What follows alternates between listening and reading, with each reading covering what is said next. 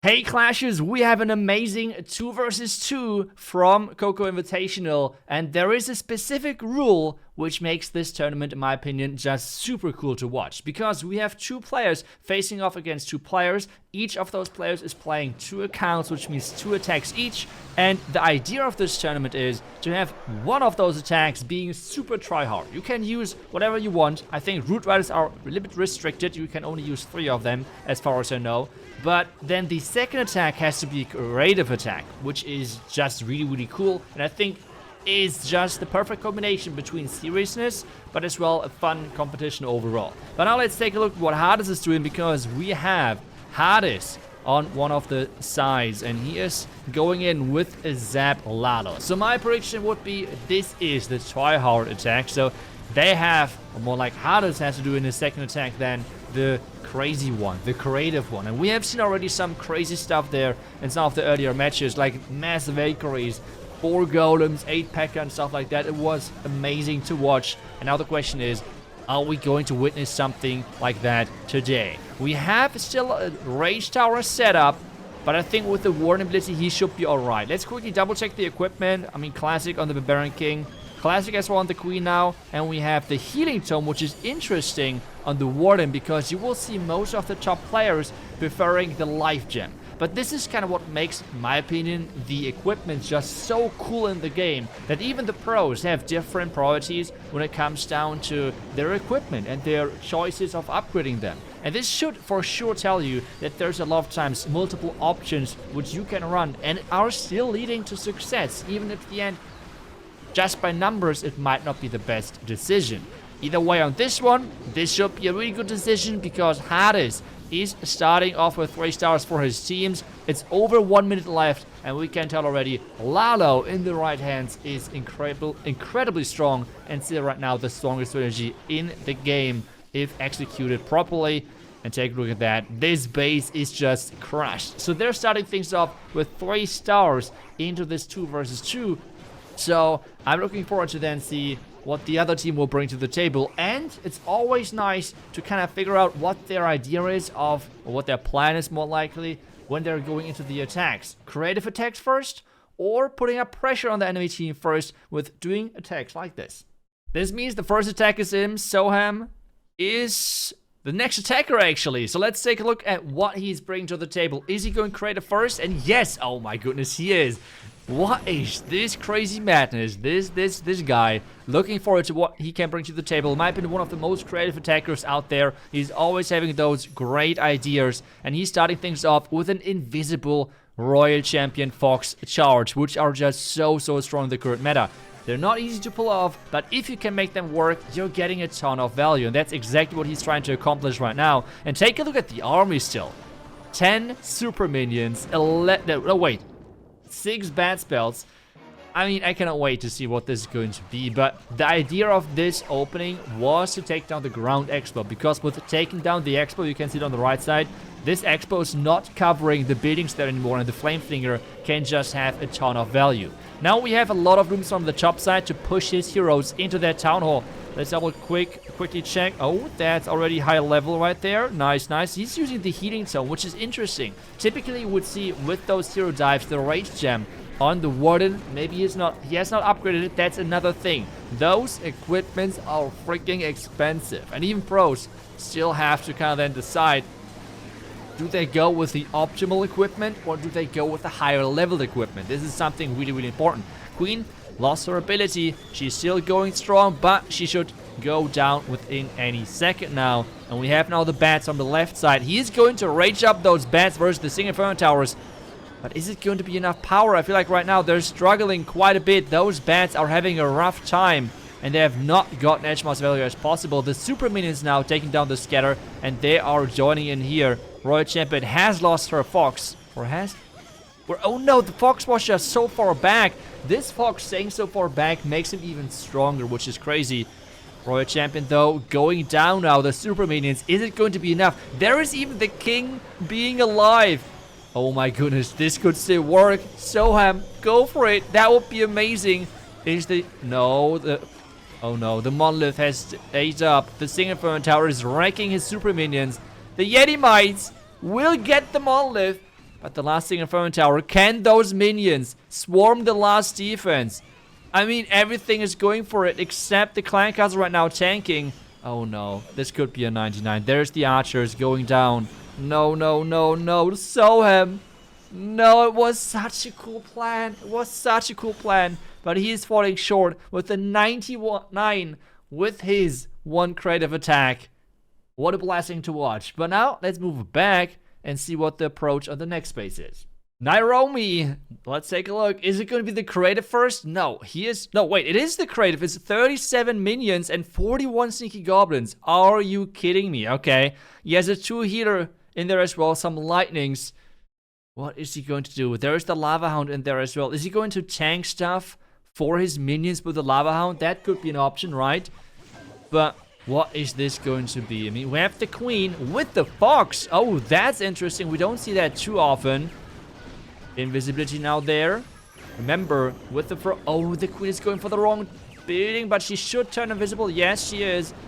No, the Fox is nearly down. The Fox is actually going down, but the Queen has went invisible one more time. The lightnings are in. The Baron King has not gotten a lot of value so far. He won't get the Eagle Artillery. The Royal Champ on his own is at the top side now with the Diggy together. Let's quickly check the equipment. It's kind of like the common combination. Frozen...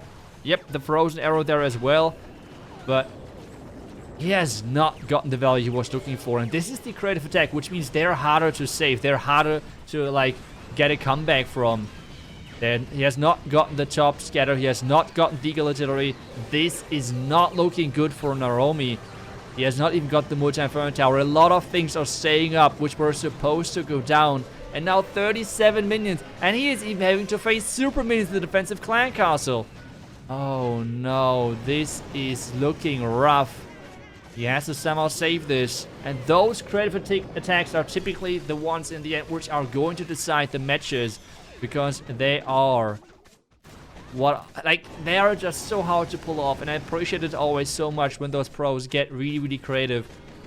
And do those fancy things, which are what we love to see. We have now the haste at the top side to get those sneaky goblins quicker to the town hall. The invisibility tower has been triggered, so he can start with the rest of the sneaky goblins in just a second. And now with, I mean, this thing, the multi-inferno tower had to go down. And just imagine if things would have went to plan, if the king would have went to the, to the Eagle Artillery, if the multi would have went down. There's so many small little pieces which were not going to plan. And he's still trying to somehow manage this. Are there any red mines? So far, it's a no. But the Eagle shots are just taking those minions out like it's nothing. And this is going to be another defense for Soam, this one. He has gotten the 99% with his creative attack. And he's going to defend Nairomi on roundabout, a bit below the 80% mark, most likely. Or are there any more buildings going down? 78. 2 more buildings on the outside right here. Another building going down here. So it's even getting above the 80% mark, which is quite nice for him for the overall percentage. But still, the only 3-star so far is going to Team Nairomi with that first attack of Hardis, I think it was, with the Zeb Lalo. But he still has to do his creative attack, which then is going to be fun to see. But hey, 82%. Let's move on and let's see what the next attack will be. Soam going in back to back. He wants to get his attacks done. And what is this? We have the Root Riders. I somehow thought I thought that would be limited to 3 Root Riders per army. Maybe I'm wrong with that. Who knows? Maybe I'm wrong. But we have the Root Riders with the Valkyries together. And they're now going in from the far side. This right now is just such a strong strategy, unfortunately, because there is a lot of strong parts within this army composition, and all of them then combined together makes this really, let's be honest, kind of stupid combination. But with a lot of different things, hopefully then changed in the future, this is going to be less powerful, with one of those changes hopefully being the King Bug being fixed, because this is like the #1 strategy to really take advantage of this interaction. But we have the Lock Launcher opening up and dealing a lot of damage in the core. Now we have the troops splitting. Is it still going to be enough for this one? We have a lot of single inferno towers on this back end. But is it going to be enough for the defense? That is the big question. We have the king walking around. The queen had to use her ability to take down that scatter shot quickly. There goes the freeze. There goes an earthquake to deal some more damage. It seems like it's still going to be alright. With that queen staying alive, we have then the frozen arrow dealing a ton of damage and being really, really nice for the back end. There goes another freeze. The golem so far is tanking amazingly, and this should be the 3-star right here. Invisibility tower going off, but that's just turning the royal champ invisible, which is not really positive for the defender, and it's going to be indeed the 3-star. So as we said, with those try-hard attacks, we're going to see all those 3-stars, and this one is going to be the next 3-star as well, similar to what we have seen from Hardis with the Lalo attack. And now we're back then to the other side, where we have one creative attack left open and one try-hard attack. Let's see what is up next. Okay, Hardis is up again. What is he going to do? It has to be his creative attack. Oh, let's go. This one is going to be a fun one. He is going in with the Archenoa, having something from every troop. This is going to be wild. Well, how many? We can't even see the spells. Are you kidding me? Like, what are the spells? He has only one jump, or what is this? No. Okay, he has skeleton spells. We can't see them in the scroll bar at the bottom. But, I mean... well, we just have to hope that he is having all of those spells which are necessary for him to get this job done. The flame flinger on the far right side, or what exactly is the plan here? There goes a wizard. We have a yeti. We have the flinger right next to this yeti. Well, there goes the warden and the queen together. Hopefully they're going in the right direction. That would be amazing. We have as well... Ooh, is the mortar going down? That would be... Nope, the mortar is not going down. This will take a little bit of health away from this flame flinger. Is it going to shoot again? Is it going to shoot again? Yes, it's going to shoot again, the mortar. So there's a lot of hit points gone already from the siege machine. And we have now the golem with the queen, with the warden, joining up with all of the other troops. There's just so many troops in this army composition. He has still a giant goblin, wallbreaker, loon, everything.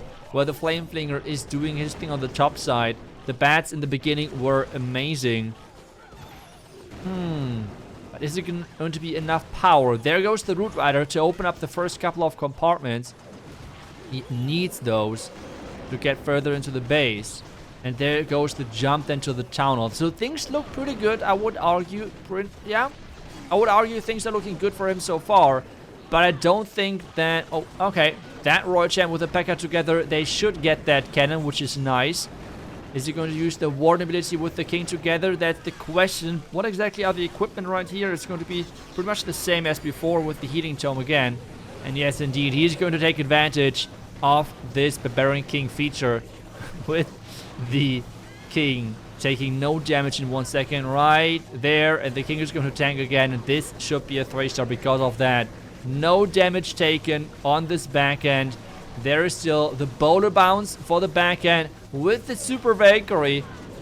Or was it? It was a regular Valkyrie. I'm not saying anything right there. But hey, this is a crushing 3-star from Hardis with the creative attack with the Archenoa right here. Really, really nice attack overall. The hero dive has worked amazingly with all of those troops together. And then in the end, with the king feature to finish things off. Nicely done. And now it's back to the other team. Next attacker is live. We have Czecho being alive on this one. And he's going with the creative attack first, at least. Or is it the creative?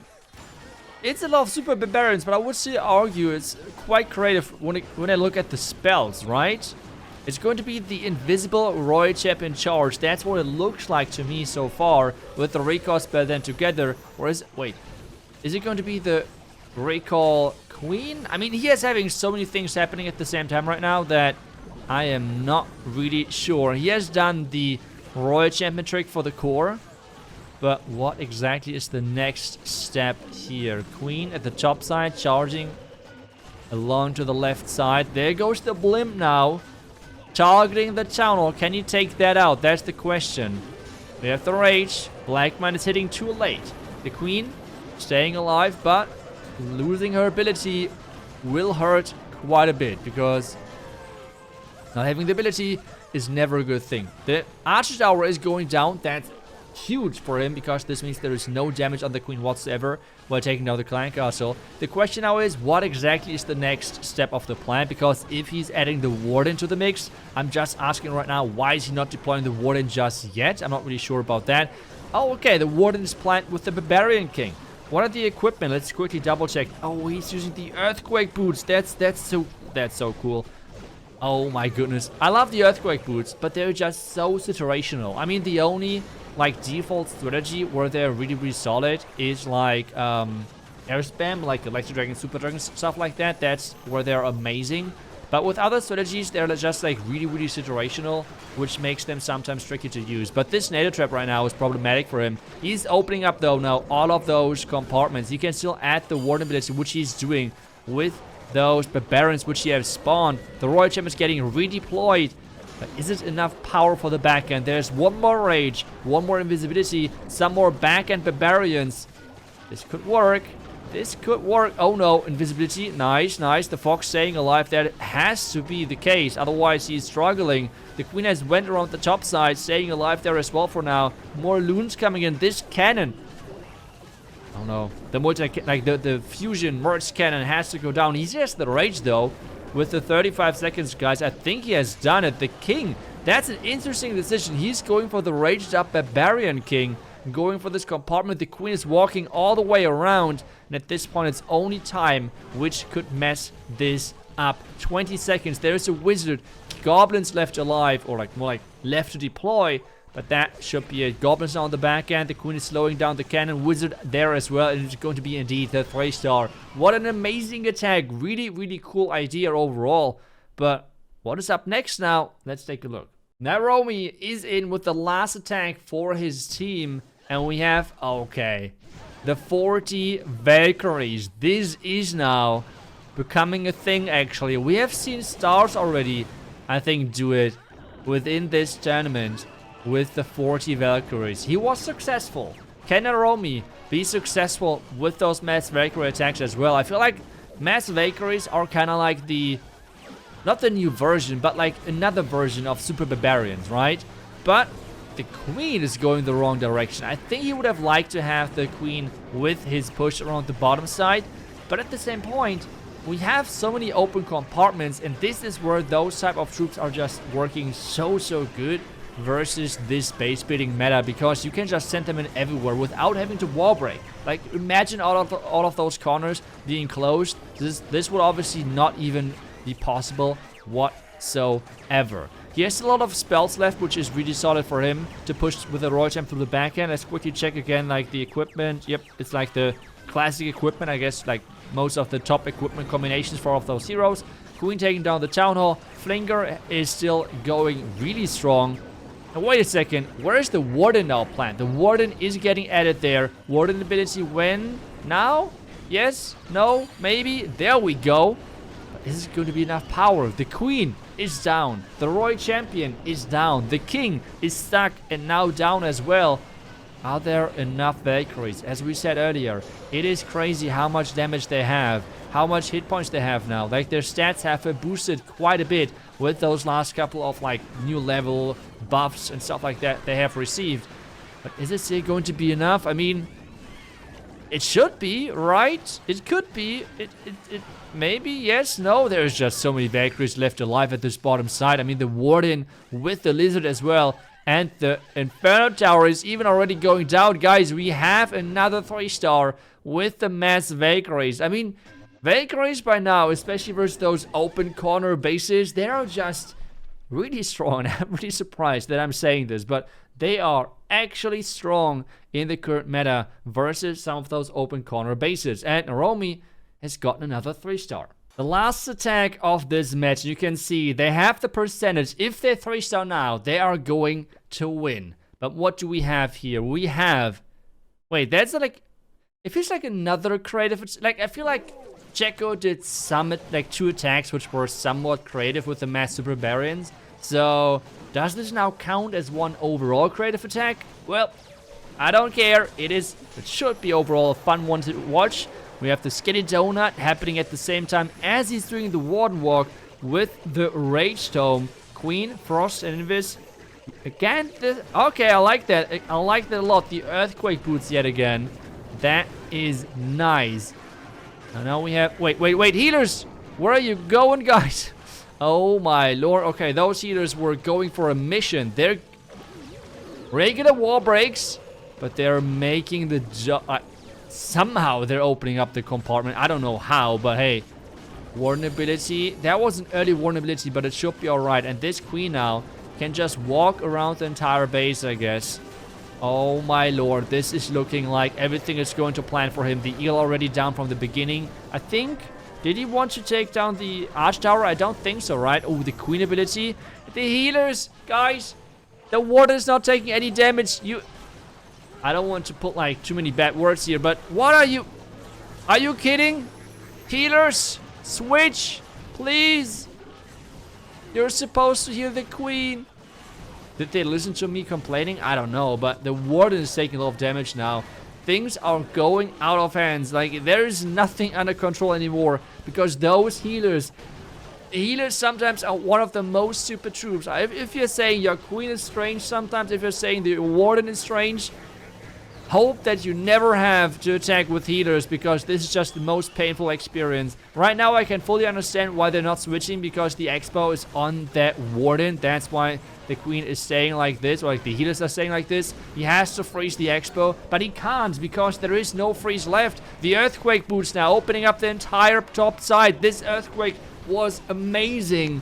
We're getting the king closer to the top side. The royal champ is following. The warden on its own now with those healers. Is it going to be enough? The ice golem tank for the backhand. There it goes, the loon. I think he still got it. I think he still did it. Czecho just too OP. The warden trying to somehow manipulate that is a defense, but he is just getting the job done with overall I would argue two creative attacks. Really nicely done. Czecho OP, and I think overall the really deserved win for Soam and Czecho. What an amazing attack this was yet again to watch. And I mean, that were some really cool combinations. Overall, really nice match to watch, I think, and I hope you guys liked it as well. I think one of the highlights were for sure the attack with both arrows, like the giant arrow and the frozen arrow, which the chat really nicely highlighted as well. But again, a huge shout out goes to Coco for hosting this tournament, and obviously for the sponsor for this, for Clash Ninja. I hope that you enjoyed this one. Let me know if you would like to see more in the future like this. Thank you so much for watching, and I will see you guys back tomorrow with the next Clash video. Until then, see ya, and bye-bye.